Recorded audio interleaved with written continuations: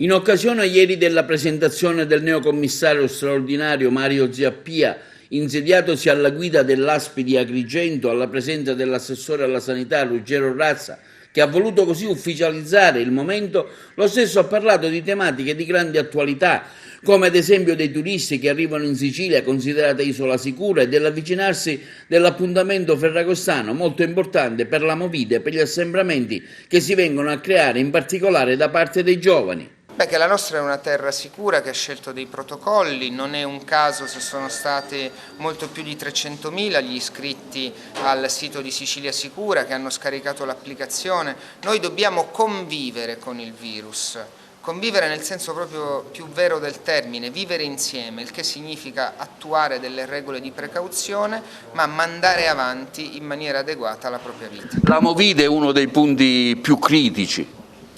E lo è per le abitudini individuali e per la mancanza di attività di controllo. Anche su questo è stata tempestiva l'ordinanza del Presidente Musumeci che dà obbligo entro la giornata di giorno 12, e cioè entro le 24 di oggi, a segnalare chi voglia realizzare delle iniziative per Ferragosto, in maniera tale che il Comitato Provinciale per l'Ordine e la Sicurezza Pubblica, cui compete l'attuazione delle misure previste dal decreto del Presidente del Consiglio dei Ministri, possa predisporre adeguati servizi di sorveglianza e che i sindaci possano fare altrettanto nell'ambito delle rispettive competenze. L'assessore si è anche soffermato sul caso dei migranti che arrivano a Lampedusa, sul cosa fare, lanciando anche delle critiche al governo nazionale per non avere dichiarato lo stato di emergenza nell'isola. A Lampedusa intanto bisognerebbe chiedersi perché da parte dello Stato c'è una ritrosia così forte ad adottare un protocollo sanitario che metta al centro la esigenza di rispetto nei confronti dei soggetti che arrivano sulle nostre coste e dei cittadini che vivono.